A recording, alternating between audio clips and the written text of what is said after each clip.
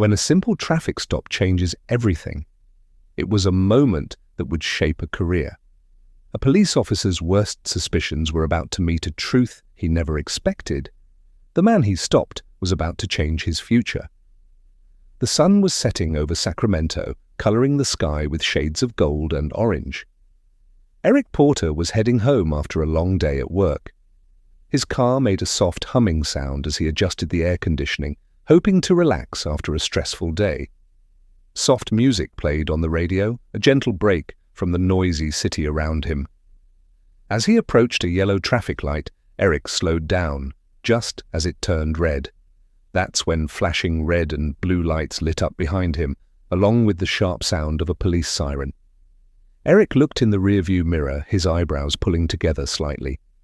He pulled over, rolling down his window as a police car stopped behind him. Officer Bradley Larson got out of the cruiser. He was in his mid-30s with a buzz cut and a shiny badge on his chest. He adjusted his belt and walked toward Eric's car with the confidence of someone used to being in charge. "License and registration," Larson said shortly, his voice flat but firm. Eric didn't argue. He calmly reached into the glove box and handed over his license and registration. He moved carefully and stayed calm, but he could feel Larson watching him closely, like he was looking for something more. "Do you know why I pulled you over?" Larson asked, leaning toward the window. "I'm not sure," Eric replied politely, keeping his tone even. "You didn't fully stop at the light," Larson said, though his voice wavered just a bit. Eric frowned slightly, but nodded. "I see. I thought I slowed down enough, but I understand." Larson didn't respond right away. He stood there, watching Eric even more carefully now. This wasn't just about a traffic stop anymore, not for Larson. Something in his posture shifted. It felt like he had already made up his mind that this was more serious. He glanced at the license. "You're not from around here, are you?" he asked. Eric paused briefly, then said, "I moved here a few months ago. My new address is on the license." But Larson didn't seem to care. His questions were starting to sound different, less about traffic, more like he was digging. Eric's calm attitude seemed to bother him. He leaned in closer. "Where were you going in such a hurry?" "Just heading home," Eric answered, still calm. But the mood had clearly shifted. Larson wasn't looking at Eric like a driver anymore. He was looking at him like someone suspicious. Eric could feel the tension rising, but he stayed steady. What Larson didn't know was that Eric's calm wasn't weakness, it was control. And this was only the beginning. Larson took a step back, folding the papers slowly before sliding them into his chest pocket. He straightened up, and his expression changed, just slightly, into something smug, like he had already decided who Eric was. "Step out of the car," Larson said. Eric's hands tightened on the wheel for a second, but his face stayed calm. "Is there a reason for that, officer?" he asked, keeping his voice even. Larson's lips twitched, but he quickly hid it. "I asked you to step out of the car. Don't make this harder than it needs to be." The message was clear, even if it wasn't said out loud. Eric let out a slow breath and opened the door. As he stepped out, Larson's eyes moved over him, sizing him up. Eric stood a bit taller than Officer Larson. His shoulders were broad, but he didn't seem threatening. His fitted suit showed he was a professional, and his polished shoes hinted that he was someone who paid attention to details. But none of that seemed to matter now. Larson motioned toward the front of the car. "Hands where I can see them." Eric followed the order, his movements steady and calm. "Is there something specific you're looking for?" he asked. Larson gave a small smirk. "Just routine. We've had a few issues around here. Can't be too careful." Eric turned slightly, meeting Larson's eyes. "Problems involving men in suits driving sedans? Or is this about something else?" The question hit hard. For a second, Larson's cool attitude slipped. He straightened, one hand moving near his belt, more out of habit than actual need. "Watch your tone," he said, his voice tightening. "I'm only asking a question," Eric replied calmly. There was no anger, just a steady firmness that seemed to throw Larson off. Larson leaned in, squinting. You seem to know a lot about how this works. Got something to hide?" Eric let the silence hang for a moment. Then he said, "No, officer. I just think it's important to be clear about why we're having this conversation. Transparency, you know." Larson let out a short scoff but didn't respond. He stepped back and paced in a small circle at the front of the car. Something about the situation was shifting, and he couldn't quite figure it out. Eric wasn't reacting the way most people would. There was no fear, no nervousness, no stuttering. Instead, there was calm, control, an unsettling kind that made Larson uneasy. "You seem pretty confident," Larson muttered, almost like he was talking to himself. "Like you already know what's going to happen." Eric didn't take the bait. He tilted his head slightly. "Confidence isn't the issue, officer. It's about respect." Larson froze for just a moment before turning back to him. The smirk was gone, replaced by something sharper, almost defensive. He opened his mouth to say something, but didn't. Eric's calm was messing with his rhythm, and he didn't like it. As the silence stretched, the tension between them thickened. Larson was starting to realize this wouldn't go the way he'd planned. But instead of stepping back, he pushed harder. The real test was about to start. He tapped his fingers on the holster at his side, barely hiding his frustration. He wasn't used to being questioned, especially not by someone like Eric. His eyes shifted back to the car as if he were still trying to find a reason for what he was doing. "Turn around and put your hands on the hood," Larson ordered, his voice sharp. "I need to check for weapons." Eric raised an eyebrow. "Weapons?" he said, sounding surprised but staying calm. "Do I look like someone who's carrying a weapon?" Larson's jaw clenched. His mask slipped for a second. "I'm not going to ask you again." Eric paused, something unreadable passing across his face. Then, without a word, he turned around and placed his hands flat on the car's hood. Larson walked up, the crunch of his boots loud in the quiet moment. He searched Eric quickly but not gently. His hands stayed in place longer than needed. This wasn't just about safety, it was about control. He wanted to provoke something, but Eric didn't move. He didn't flinch, didn't stiffen, didn't react at all to the intrusive search. "You're clean," Larson muttered as he stepped back. The words sounded grudging, like he was annoyed that he hadn't found anything. Eric turned to face him again, still calm but with sharp eyes. "Of course I am," he said simply. "Now, officer, if you're finished." "I'm not done," Larson cut in, his voice louder now. He spoke too fast, as if he was trying to stay in control. "You seem to know a lot about what I can and can't do. Care to explain why?" Eric crossed his arms, his posture relaxed, even though the air between them was tense. "I've had plenty of experience dealing with law enforcement," he said. "Let's just say I've learned a few things over time." Larson's eyes narrowed. "That's so? You a lawyer or something?" Eric gave a small smile. "Or something." His vague answer clearly got under Larson's skin. The officer stepped in closer, breaking into Eric's personal space. His voice dropped low, almost a growl. "You think you're smarter than me? Think you can talk your way out of this?" Eric looked him straight in the eyes, steady and calm. "I'm not trying to outsmart you, officer. I just believe in fairness, and right now, I'm not seeing much of it." The words hung between them like a dare. Larson took the bait. "Fairness?" he repeated, scoffing. "You think this is about fairness? People like you always—" He stopped mid-sentence, realizing too late what he was about to say.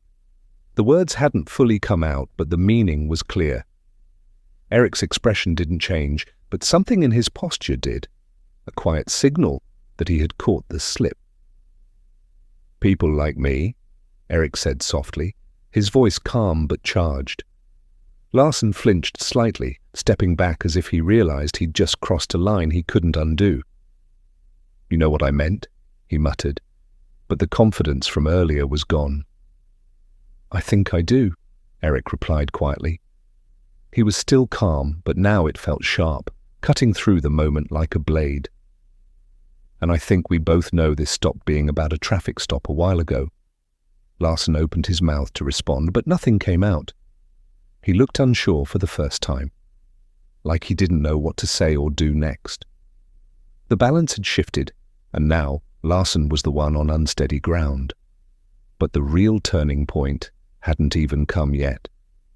Eric's voice broke the heavy silence. It was calm, but firm. "Officer, I think it's time you know who I am." Larson's brows pulled together, irritation flashing again.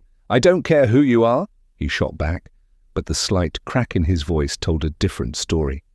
Eric slowly reached into his pocket. His movements were careful, deliberate. "I'm reaching for my badge," he said, watching as Larson's hand twitched near his holster. "No drama. I just want you to see it." The words felt heavy, like they carried more than just explanation. Larson's eyes tracked Eric's hand as he pulled out a leather wallet and flipped it open. Inside was a badge that caught the light. "Eric Porter," he said casually, as if introducing himself at a meeting, "Head of Internal Affairs, Sacramento Division." Larson froze. His eyes darted from the badge to Eric's face, searching for a sign this was a joke. But Eric's face was serious, steady, disappointed. "Internal Affairs," Larson repeated, his voice cracking. "Yes," Eric said, cutting him off. "I oversee officer conduct. My job is to make sure anyone wearing this badge lives up to what it stands for." Larson's face went pale. The confidence he'd carried melted away right in front of Eric. He took a small step back, like the badge had suddenly become too heavy to wear. Eric stepped forward, filling the space Larson had retreated from. "Do you know what the most troubling part of this whole thing is, Officer Larson?" His voice was quiet, but sharp. Larson didn't reply. He looked like a man who realized too late that he'd stepped into deep trouble. "It's not just the profiling," Eric said. "Though that's bad enough. It's not even the way you let things escalate for no reason. It's that you did all this without even knowing who you were dealing with. You assumed I didn't know my rights, that I didn't understand the law you swore to uphold. And why?" Larson opened his mouth but still couldn't speak. Eric stared at him, unwavering. "Because I didn't fit your idea of who deserves respect," he said. His words weren't loud or angry, but they hit like a final verdict. "And that's not just a problem for me, officer. That's a problem for every person you deal with in uniform." Larson's shoulders slumped under the weight of those words. He looked at the badge again, almost like he hoped it might vanish. Eric stepped back, giving him a moment. But his tone stayed firm. "Here's what's going to happen," he said. "You're going to step back, give me back my documents, and think very carefully about what you say next." Larson hesitated. His lips parted like he wanted to argue, but he didn't. And then Eric added, his voice lower now, more pointed, "You'll be hearing from me again, not as the man you pulled over, but as the one who decides if you're still fit to wear that badge." Larson swallowed hard. His face flushed red as the reality settled in. He reached into his chest pocket and pulled out Eric's license and registration. Larson's hands trembled slightly as he handed the documents back. Eric took them silently, sliding them into his wallet. He walked toward the driver's side door, paused, and looked back over his shoulder. His eyes met Larson's one last time. "Remember this, Officer Larson," Eric said. "The badge doesn't make you better than anyone. It makes you accountable to everyone." Then Eric slid into his car, started the engine, and drove off, leaving Larson standing in the fading light, his confidence shaken, his future uncertain. But for Eric, this wasn't over, not even close. The drive home was quiet, but Eric's mind wasn't. The encounter replayed in his head, not because it was rare, but because it wasn't. Larson wasn't the first officer Eric had faced like this, and he knew he wouldn't be the last. But this time, things would be different. This time, Eric had the authority to act. The next morning, Eric sat at his desk, sunlight filtering through the blinds of his office at the Sacramento Police Department's Internal Affairs Division. A file lay open in front of him, Officer Bradley Larson. The record wasn't clean. Minor complaints of misconduct, repeated stops under vague pretenses. A pattern, ignored, brushed aside, forgotten. Eric leaned back, steepling his fingers. Larson wasn't the root of the problem. He was a symptom, and Eric wasn't here to treat symptoms. A knock on the door pulled him from his thoughts. His assistant, Linda, stepped in with a stack of reports. "Morning, Mr. Porter. Summary of last month's misconduct cases. Also, Chief Daniels asked me to remind you about next week's department review." Eric nodded, taking the files. "Thanks, Linda. Can you also schedule a meeting with Chief Daniels this afternoon? There's something I need to discuss with him." Linda paused, catching the seriousness in his voice. "Of course," she said, before slipping out. Eric looked back at Larson's file, but his mind was already beyond it. This wasn't about one officer. It was about the culture that allowed this behavior to thrive, and culture, he knew, started at the top. That afternoon, Eric sat across from Chief Daniels in a quiet conference room. Daniels, a seasoned officer with salt and pepper hair and a reputation for no-nonsense leadership, listened closely as Eric recounted the traffic stop. "I could have let it go," Eric said. "Could have chalked it up as just another bad encounter, but that would have been a mistake. Larson's behavior isn't isolated, it's systemic, and we need to face that." Daniels rubbed his temples and sighed. "You're not the first to bring up his name. There've been incidents. We've handled them quietly." "And that's the problem," Eric replied. "Quiet doesn't fix anything. Quiet protects the wrong people. It's time to be loud." Daniels gave him a long look. "What are you proposing?" "A department-wide review," Eric said without hesitation. "Not just individual cases, training, protocols, accountability systems, all of it. We can't keep hiding our flaws behind procedure. If we don't hold ourselves to a higher standard, we don't deserve the public's trust." Daniels leaned forward, hands clasped. "You're going to ruffle feathers." "Good," Eric said. "It's about time someone did." The following weeks were a storm of activity, meetings, interviews, reports. Eric worked around the clock, reviewing files, meeting with officers, and holding public forums to hear directly from the community. The Larson incident became more than a report. It became a turning point. Larson himself faced an internal hearing. Eric didn't recuse himself. He sat across from the officer, watching as Larson wilted under scrutiny. A suspension followed, but Eric knew the real victory wasn't in punishing Larson, it was in preventing the next Larson. Months later, Eric stood at a podium, speaking to a room filled with officers, city officials, and community members. He didn't speak of blame. He spoke of responsibility. "We don't wear this badge to command respect," Eric said. "We wear it to earn it, through our actions, our integrity, and our service. Justice isn't just about catching the bad guys, it's about ensuring the people sworn to protect and serve do so with fairness, respect, and accountability. That's the badge I believe in, and that's the badge we're building here together." The room erupted in applause. Some faces were skeptical, some were hopeful, but all were listening.